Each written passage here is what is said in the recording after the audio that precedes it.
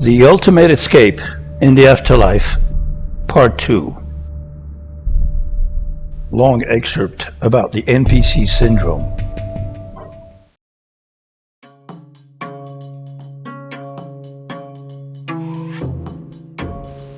The NPC Syndrome, the role of the non-player character, companion, influencer, or false entropic guide.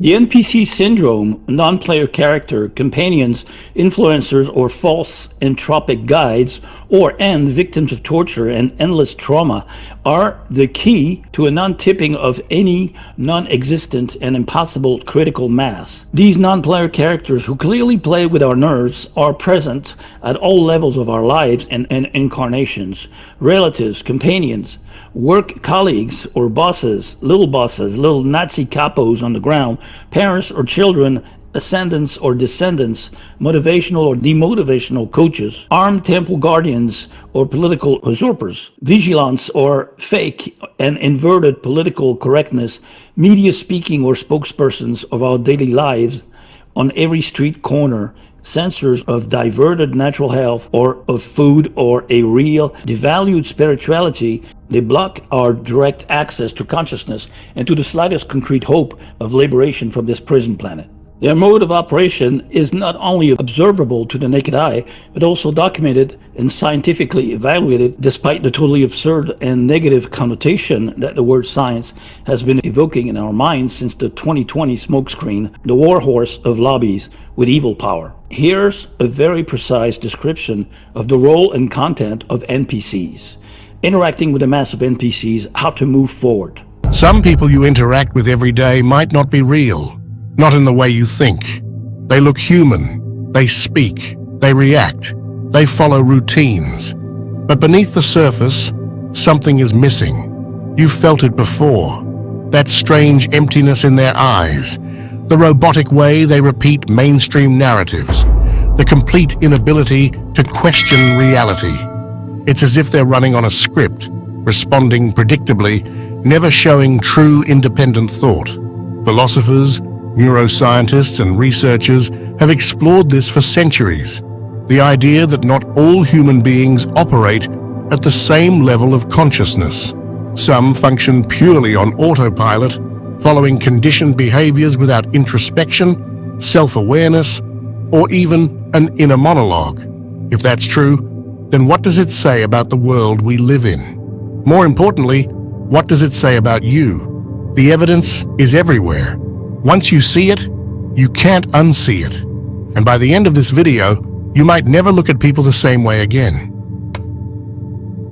Most people assume that consciousness is universal, that if someone is walking, talking, and responding to the world, they must be fully aware of themselves and their actions.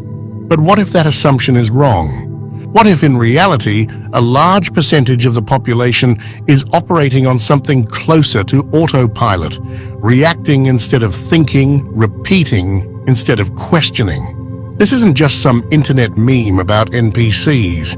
It's an idea that has been explored for centuries by some of the greatest thinkers in history. Plato warned about this in his allegory of the cave. He described people trapped in a world of shadows, mistaking illusions for reality, unaware that a greater truth existed beyond their limited perception. They never even questioned what they saw. They simply reacted. Gurdjieff, a mystic and philosopher, took it further, claiming that most humans live in a state of waking sleep, carrying out their lives mechanically, controlled by impulses rather than conscious thought. In his words, man is a machine. Everything with him happens. The brain relies on pre-programmed responses, shaped by past experiences, social conditioning, and external influences. You might think you're making a conscious choice, but in reality, your brain is following a pattern, one that was set long before you ever realized it.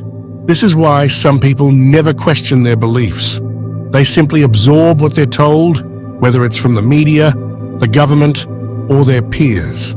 They don't analyze, they don't reflect, And they certainly don't challenge the system. They exist within it, playing their role exactly as they were conditioned to, just like an NPC in a video game. You've probably encountered these people before. Maybe you've tried discussing a complex idea with them only to get the same canned responses, as if they're running a script. They're not engaging in real thought. They're repeating what they've been told to believe. And here's the unsettling part. If so many people are operating on unconscious patterns, then how many are actually self-aware? How many are truly awake? Some questions can't be asked openly. Some truths can't be spoken here. Beings that behave exactly like conscious humans, but have no inner experience. Imagine someone who laughs, cries, and speaks about their feelings.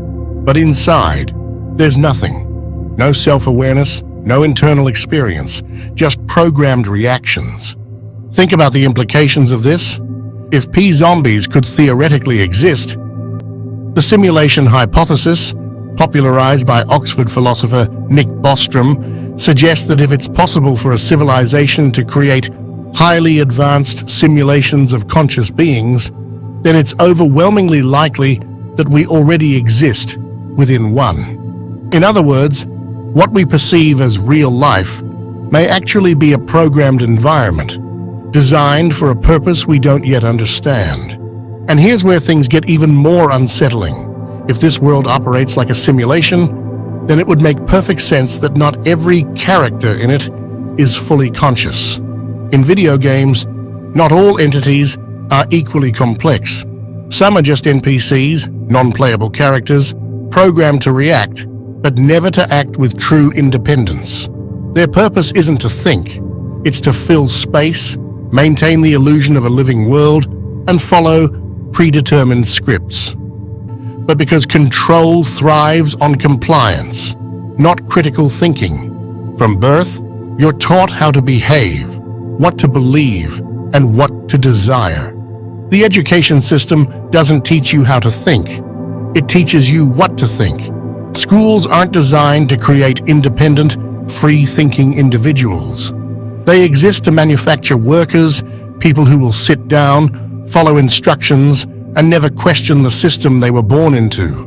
The bell rings, you move. The teacher speaks, you listen. Your grades don't measure intelligence, they measure how well you comply. The media does the same thing. It gives you pre-packaged opinions, perfectly designed so you don't have to think for yourself. It tells you who to trust, who to hate, what to fear. It gives you an enemy, so you don't question the real power structures controlling your life. It distracts you with celebrity gossip, political theater, and consumer culture, while the real decisions about the future of the world are made behind closed doors. And social conditioning runs even deeper than that. Society rewards those who follow the script and punishes those who don't. Step outside the accepted narrative and you'll notice something. Suddenly, you're the crazy one. You're the outcast. Try questioning mainstream beliefs in public and watch how quickly people shut down, repeat talking points, and label you as dangerous or irrational. Why? Because their identity is built on the illusion of certainty. They don't think about what they believe.